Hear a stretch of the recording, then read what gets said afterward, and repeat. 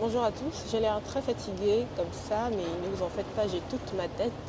On va dire que j'ai passé une semaine assez intense qui tire à sa fin et mon avion est dans 5 heures de temps. Donc là, je suis positionnée à Piazza del Repubblica, je suis à Rome et j'aimerais partager avec vous des tips pour améliorer vos relations en tant que personne désirant construire de façon plus riche, n'est-ce pas, et plus constructif son rapport aux autres, son rapport au monde, mais aussi parler aux personnes hypersensibles comme moi, qui quelque part sommes très élitistes sur la qualité du lien que nous pouvons tisser avec les autres. Et cette qualité du lien que nous pouvons avoir n'est pas mauvaise en soi, n'est-ce pas? J'espère que vous m'entendez parce que la circulation est vraiment très intense autour de moi. Donc, ce côté élitiste en tant que personne femme hypersensible que nous avons vis-à-vis des relations, c'est quelque chose à maintenir. Par contre, c'est quelque chose qu'il faut savoir gérer intelligemment et stratégiquement. J'ai rencontré il y a maintenant près d'une semaine une jeune fille que j'ai repérée, voilà, docteur, que j'ai détectée, que j'ai diagnostiquée comme femme hypersensible, mais elle ne se rend pas encore compte et puis elle est très jeune. Je pense qu'elle a encore la vie devant elle pour s'affirmer, se reconstruire, se recentrer. Mais elle m'a fait part de sa relation aux autres, sa relation aux liens, qui moi m'a interpellée parce que je me suis revue en elle. J'ai revu les erreurs que j'ai faites dans le passé. Et comme ça, un peu en mode, on va dire, sauveur, j'ai essayé de lui donner des tips pour qu'elle apprenne en fait à aller au-delà des freins qu'elle pouvait rencontrer en connectant aux autres. Et c'est pourquoi j'aimerais partager cette vidéo, ces tips avec vous. Donc la problématique, c'est laquelle? La problématique, c'est que souvent, on est comme ébahi, on est comme impressionné par la facilité que les gens ont à connecter facilement. Souvent, on se dit, mais ceux-là, pourtant, ils se sont rencontrés il y a à peine 10, 15 minutes, 20 minutes, mais ils se parlent, ils échangent comme s'ils se connaissaient depuis plus de 10 ans. Là, je répète textuellement ce que la jeune dame a dit, la jeune dame que j'ai identifiée comme hypersensible et que je me suis reconnue exactement dans ses paroles. Et donc, le but de cette vidéo, c'est vraiment de vous aider à aller au-delà de cette impression. Vous voyez, cet écran de verre, cette barrière que nous ressentons à connecter aux autres. Comment les autres font pour connecter entre eux? Pourquoi c'est si difficile pour nous de connecter avec les autres? D'où vient cette résistance en fait? Premièrement, ce qu'il faut savoir, c'est que en tant que personne hypersensible, nous sommes vraiment très élitistes en termes de connexion, en termes de lien. Nous sommes très, très, très, très, très exigeants. Et très souvent, inconsciemment, c'est vraiment de l'ordre de l'inconscient. Souvent, c'est conscient, mais c'est souvent de l'ordre de l'inconscient. On a besoin de connecter avec des personnes qui ont les mêmes valeurs que nous. On a besoin de connecter avec des personnes qui ont quelque part la même vision que nous, le même background que nous. C'est comme ça que nous sommes, c'est comme ça que nous sommes configurés. C'est vrai qu'on a un côté un peu... on a un côté très empathique, on sait aller vers les gens, n'est-ce pas? Mais au fond de nous, on crie l'harmonie. Et donc, quelque part, lorsqu'une personne ne nous semble pas avoir les mêmes valeurs, par exemple, je ne sais pas, si vous êtes sensible à la cigarette et que en face de vous avez une personne qui fume, si vous n'avez pas travaillé sur vous, n'est-ce pas, cette impression peut vous choquer. Par exemple, si vous avez une certaine manière de vous vêtir et que devant vous, vous avez une jeune fille qui paraît, on va dire, s'habiller de façon légère, alors que la légèreté, quelque part, c'est aussi une question de culture, voilà, ça peut être quelque part quelque chose qui peut vous refroidir. Donc, premièrement, ce que je veux dire, c'est que comprenez qu'on a ce besoin de, on va dire, de quintessence dans la relation, mais quelque part, cette quintessence, cette excellence, cette qualité que nous recherchons dans la relation, ça dépend tellement en fait, de la culture. Ça dépend tellement de la culture. Donc, osez aller au-delà de votre carte du monde. Osez aller au-delà de tout ce que vous avez déjà connu. Parce que très souvent, ce n'est pas parce qu'une personne fume et que fumer, ce n'est pas dans vos principes. Ce n'est pas parce qu'une personne s'habille de façon très courte et que des habits très courts ne sont pas dans vos valeurs. Ce n'est pas parce qu'une personne dit des gros mots de façon ponctuelle et que ce n'est pas dans vos valeurs que ça signifie forcément que cette personne n'est pas digne de votre intérêt, n'est pas digne de se connecter avec vous. Voilà. Premièrement, il faut comprendre cela. Et c'est très important. Osez sortir de votre carte du monde parce que souvent le trésor se trouve au-delà de ce qu'on pense juste bon et parfait. Et les personnes hypersensibles, de façon générale, nous sommes très tolérants quand nous comprenons comment se positionner, mais déjà n'ayons pas d'a priori. Deuxièmement, il faut comprendre que les relations ne sont pas appelées à durer. Il y a des relations qui durent, il y a des rencontres, voilà, qui durent une minute. Voilà, par exemple, là, je suis à Rome, je ne connais pas forcément la langue. Je me débrouille plutôt pas mal en anglais, mais si par exemple je cherche mon chemin, je vais arrêter une personne pour leur demander où, comment m'orienter. Vous voyez, ça, ce sera une rencontre d'une minute.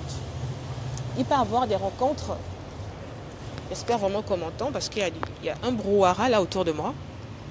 Il peut y avoir des rencontres d'une semaine. Voilà, par exemple, là, j'étais avec un groupe pendant une semaine, on a eu un parcours ensemble. Je pourrais vous en dire plus si vous êtes intéressé, posez-moi la question dans les commentaires. Il y a des rencontres qui durent 1 mois, 2 mois, 1 an, 2 ans, 3 ans, dépendamment par exemple de votre parcours scolaire ou dépendamment de votre lieu d'affectation si vous travaillez. Il y a des rencontres qui durent 10 ans, 20 ans. Il y a des rencontres qui durent toute une vie, mais c'est important de savoir qu'il y a un cycle de vie dans les relations. Il faut l'accepter. Acceptons que toutes les relations ne sont pas appelées à durer. Parce que très souvent, lorsqu'on a des freins en fait, à connecter aux autres, c'est parce que quelque part, on anticipe déjà très vite, est-ce que cette relation ira aussi loin qu'on aimerait qu'elle aille. Mais en fait, c'est OK qu'une relation fasse une minute. C'est OK qu'une relation fasse 1 mois, 2 mois, 7 ans, 8 ans, 9 ans. Voilà, idéalement, il aurait été bien que des relations puissent durer, on va dire, toute notre vie, mais ce n'est pas le cas et c'est OK de l'accepter. Ça, je vais compléter ceci par rapport au fait que les relations ne sont pas appelées à durer éternellement. C'est qu'en fait, il faut aussi accepter qu'il peut y avoir des loupés. Voilà, vous pouvez rencontrer une personne et ça ne matche pas et c'est OK en fait. Soit parce que vous, de votre côté, vous n'avez pas assez d'énergie pour ajouter du fuel dans ce que peut être votre échange et aussi parce que l'autre personne en face n'a pas envie. Elle n'a pas envie de connecter pour une quelconque raison. Soit parce que votre bouille ne l'intéresse pas, ne lui inspire pas confiance, soit parce que votre style vestimentaire ne lui inspire pas confiance, soit parce que en fait, elle est saoulée, elle est fatiguée, elle pense à autre chose, etc. Et c'est pas contre vous. Il ne faut jamais prendre personnellement le fait qu'une personne ne veuille pas connecter avec vous. En fait, c'est pas contre vous. Et très souvent, lorsqu'une personne manifeste une certaine façon de réagir, il faut juste comprendre qu'on est juste quelque part l'objet. Nous sommes juste en fait l'opportunité de l'expression de qui elle est au fond d'elle. Ce n'est pas toujours contre nous que ces choses-là se font. Ce n'est pas nous en fait, le centre de l'histoire. Le centre de l'histoire, c'est la personne. Si elle réagit d'une certaine façon, c'est elle le centre de sa propre histoire et vous n'êtes que l'expression, vous n'êtes que l'espace, vous n'êtes que l'opportunité qu'elle a d'exprimer ce qu'elle a en elle. Vous voyez ce que je veux dire? Par exemple, si on se rencontre dans la rue, voilà, vous voulez me saluer et je parais très froide, etc. C'est pas vous en fait qui m'avez suscité cette froideur. C'est que simplement, j'ai dû passer une mauvaise soirée, j'ai dû avoir une mauvaise nouvelle et vous rencontrer n'était que l'espace que j'avais pour exprimer quelque part l'aigreur, la tristesse que j'avais. Mais ce n'est pas contre vous que cela en fait était exprimé. Donc c'est très important aussi de prendre la distance et arrêter de prendre les choses personnellement. C'est très important. Le troisième point, c'est lequel, pour pouvoir avoir cette facilité de connecter, etc., c'est qu'en fait il faut briser cette impression d'intérêt. Parce que très souvent, on peut être sensible au fait que oui, mais certaines personnes connectent parce qu'elles sont intéressées, parce qu'elles veulent ça de moi, parce que en fait, elles recherchent ça de l'autre, etc. Donc, quelque part, ce n'est pas vraiment pur, en fait. Le lien, la connexion n'est pas vraiment pure et c'est purement intéressé. Ça ne me correspond pas, ça ne m'intéresse pas. Je l'entends totalement, mais quelque chose avec laquelle on doit être très à l'aise, c'est que toutes les relations soient intéressées. Toutes les relations sont intéressées en fait. Seulement, il y a des intérêts qui sont d'ordre plus. Je ne sais pas si je suis droite, j'espère. J'ai l'impression que je suis un peu tordue, non? Je pense que c'est un peu trop tard là. Ça fait 7 minutes que je parle. Donc, il y a des relations qui ont de l'intérêt un peu plus viscéral, primaire, comme le besoin d'affection, le besoin de tendresse, le besoin de câlin, le besoin d'appartenir à un groupe, n'est-ce pas, le besoin d'appartenance, le besoin de se sentir motivé, etc. Donc, quelque part, ce sont on va dire, des intérêts qui paraissent nobles, parce que ça, c'est vraiment, on va dire, de l'ordre naturel, voilà, etc., etc. Et il y a des intérêts qui sont un peu plus calculés, qui sont d'ordre matériel. Par exemple, je me connecte avec telle fille parce que je sais que grâce à elle, grâce à son réseau, je pourrais accéder à tel genre de milieu. Je sais que je me connecte à telle personne parce que je sais que grâce à cette personne, je pourrais accéder à un nouveau marché par rapport à mon business personnel. Mais c'est OK, en fait. Déculpabilisez-vous du fait d'avoir des intérêts, de vouloir des connexions intéressées. Ça fait partie du cycle de la vie. Seulement, lorsqu'on recherche de l'intérêt pour soi, il faut aussi garder en tête qu'est-ce que l'autre gagne à être avec moi. Ok, d'accord, je vais me connecter à telle personne parce que je sais que son réseau est très riche et que par rapport à mon business, par rapport à ma carrière professionnelle, je peux avoir plus d'opportunités, mais qu'est-ce que moi j'apporte à cette personne? De la même manière que je recherche de l'intérêt dans la relation avec l'autre, qu'est-ce que moi je peux apporter à l'autre? Et déculpabiliser complètement en fait, d'être intéressé. Il faut absolument déculpabiliser, excusez-moi. Et c'est totalement ok d'avoir des relations intéressées. Juste qu'il faut que ces intérêts soient qualitatifs. Il ne faut pas avoir des intérêts purement orgueilleux. C'est-à-dire que je t'utilise parce que j'ai besoin de telle chose et dès que j'ai la chose, basta au suivant. Ça, par contre, ce n'est pas bien. Par contre, tisser des liens, avoir cette reconnaissance sur le long terme que oui, voilà, il y a cela 10 ans, j'ai connecté avec telle personne qui m'a permis d'accéder à tel milieu. Toujours garder ce rapport, envoyer des cartes de visite, envoyer des cartes de Noël, envoyer des cartes d'invitation. Souvent, pour faire des restaurants, des sorties avec cette personne-là, ça c'est pur, ça c'est noble. Et c'est comme ça que vous pouvez davantage construire en fait, de façon plus durable vos relations. Et le dernier point, c'était lequel? Est-ce que je vais m'en souvenir? Est-ce que je vais m'en souvenir? Je vais m'en souvenir parce que c'est vraiment très spontané ce que je suis en train de faire. Alors le premier point, c'est de comprendre qu'on est très élitiste en termes de connexion. C'est comme ça que nous fonctionnons.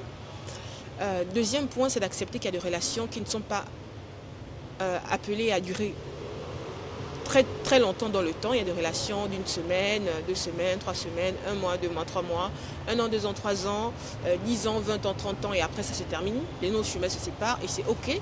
Ça, c'est dans le cycle naturel de la vie. Il faut aussi accepter que les relations peuvent être intéressées et doivent être intéressées de toutes les manières, jusqu'à des intérêts qui paraissent plus nobles que d'autres parce que c'est plus de l'ordre des besoins primaires, besoin d'affection, besoin d'être entouré, besoin d'être connecté parce que vous partagez la même cause, mais ça reste toujours de l'intérêt, donc déculpabiliser par rapport à ça. Et le troisième point, c'est, je ne le retrouve plus, mais je vais dire comme ça quelque chose de nouveau, accepter qu'on a tous besoin des uns des autres en fait. Personne ne peut prétendre réussir sans les autres. C'est prétentieux, c'est orgueilleux et c'est même littéralement faux. Le self-made n'existe pas. On a toujours quelque part besoin que d'autres viennent nous compléter pour aller où nous allons. Donc quelque part, il faut accepter cette humilité de se dire que on a tous besoin des uns des autres. Où je veux aller, je ne peux pas le faire. Je dois m'entourer de personnes qui ont la même vision que moi, qui partagent les mêmes valeurs que moi, etc. Et c'est ok. Voilà. Je pense que je vais m'arrêter là. Ça fait 11 minutes que je parle. Merci beaucoup pour votre écoute. Excusez ma dégaine vraiment catastrophique là. Je pense que j'ai perdu au moins 3 teintes. Bizarrement, j'ai eu une semaine très intense, mais je pense avoir pris du poids. Je ne sais pas comment ça s'explique, mais en tout cas, c'est comme ça. Dites-moi en commentaire ce que vous avez pensé de cette vidéo très spontanée sur comment construire des relations qualitatives. Je vais m'arrêter là pour l'épisode d'aujourd'hui. Dites-moi en commentaire ce que vous en avez pensé. Avec plaisir, je lirai vos retours. Et pour ceux qui me découvriraient pour la première fois, je suis Marissa, coach systémique en formation, ingénieure en cybersécurité en parallèle, et j'accompagne des personnes qui se sentent freinées par des émotions, par des peurs invisibles, par des croyances limitantes à atteindre leur objectif. Je me définis comme coach en clarté et coach en passage à l'action. Pour le moment, c'est comme ça que je me définis. Et si vous êtes intéressé par un accompagnement avec moi, c'est avec plaisir que cela pourra se faire. Mais d'abord, on aura un premier point de contact, un premier échange pour qu'ensemble on puisse définir, on puisse décider si oui ou non nous voulons cheminer ensemble, si mon profil pourrait davantage vous intéresser et si moi aussi je le sens de vous accompagner, si je me sens pleinement légitime et capable par rapport à l'objectif qui pourrait être le vôtre. Je vous laisse toutes les informations en barre de description. Prenez soin de vous. Moi, je vais encore flâner dans Rome parce que mon avion n'est pas maintenant. Il est 13h là, 13h37. Et mon avion à 19h. Je vais m'arrêter là.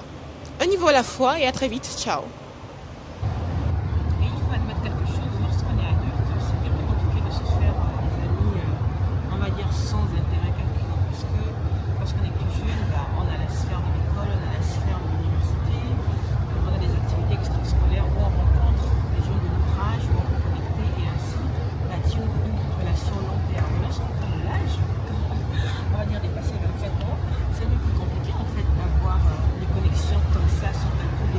Par un film